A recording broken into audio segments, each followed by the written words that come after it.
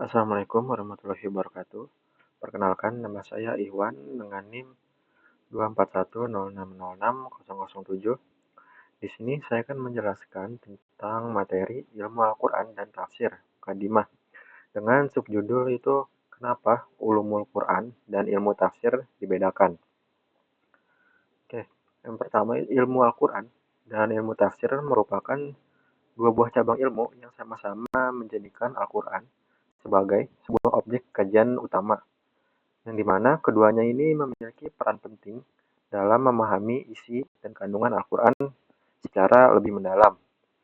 Namun, dalam perkembangan keilmuan, keduanya sering dibedakan, bahkan dijadikan sebagai dua disiplin ilmu yang berdiri sendiri. Di lingkungan akademis, seperti perguruan tinggi Islam, kedua ilmu ini memang digabungkan dalam satu program studi, yaitu ilmu Al-Quran dan ilmu tafsir. Meskipun demikian, dalam proses pembelajarannya, ilmu Al-Quran dan ilmu tafsir tetap dipelajari sebagai dua bidang yang memiliki fokus kajian yang berbeda.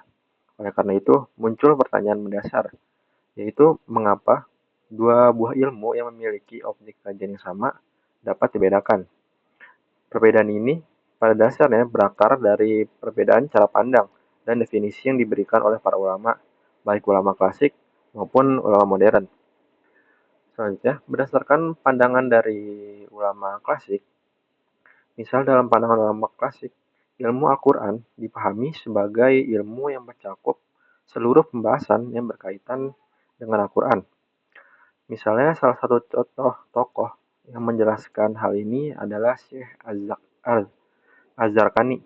Jadi Syekh Az-Zarqani ini dalam kitab Manahilul Irfan, ia mendefinisikan bahwa ilmu Al-Quran sebagai sebuah kajian atau mabahits yang berhubungan dengan Al-Quran, baik dari segi turunnya wahyu, penulisan, pembacaan, hingga pemahaman maknanya.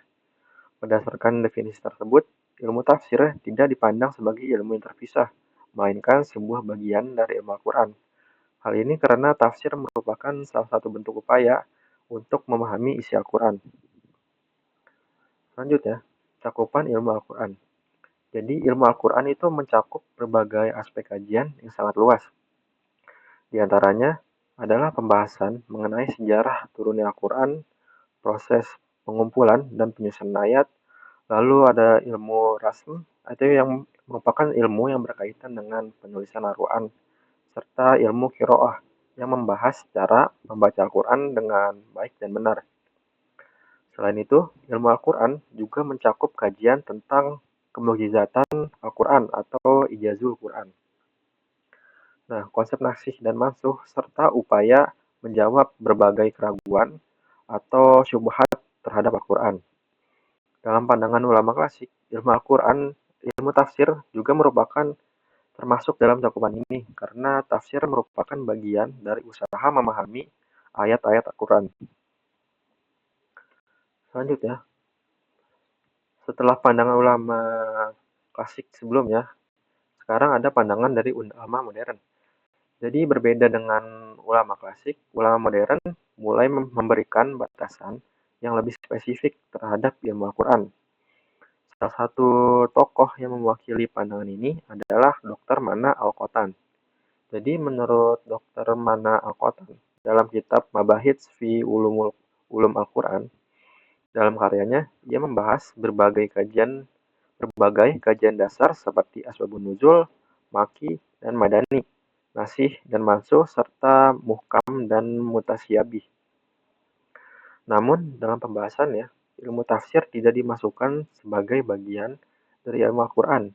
Hal ini menunjukkan adanya pemisahan yang lebih jelas antara kedua ilmu tersebut. Lalu, mengapa tafsir itu berdiri sendiri?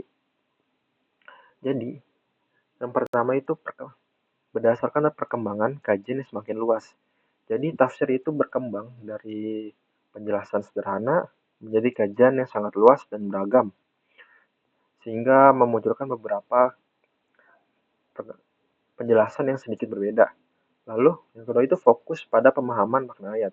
Jadi tafsir itu tidak hanya membaca, tetapi menggali arti, pesan, dan tujuan dari ayat Al-Qur'annya, lalu menggunakan berbagai penegakan ilmu.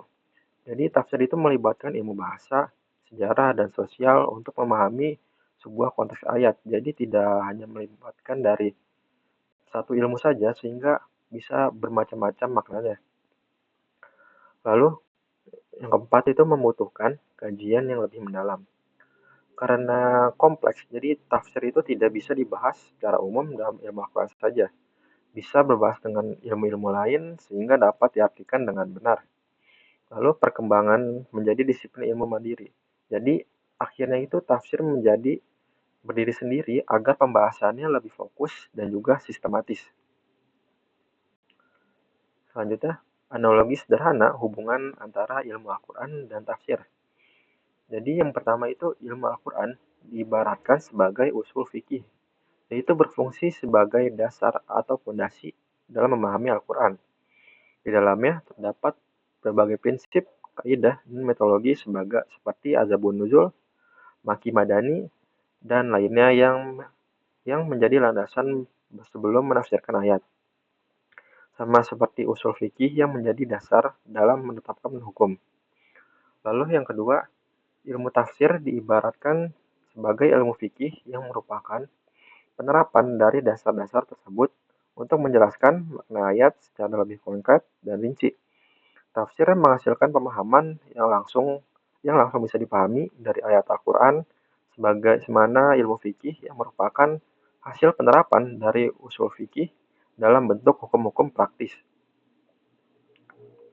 Lalu kesimpulannya, sehingga berdasarkan penjelasan yang saya sampaikan tadi dapat disimpulkan bahwa ilmu Al-Quran dan ilmu tafsir itu memiliki objek kajian yang sama, yaitu Al-Quran, dan berasal dari suatu induk ilmu yang sama.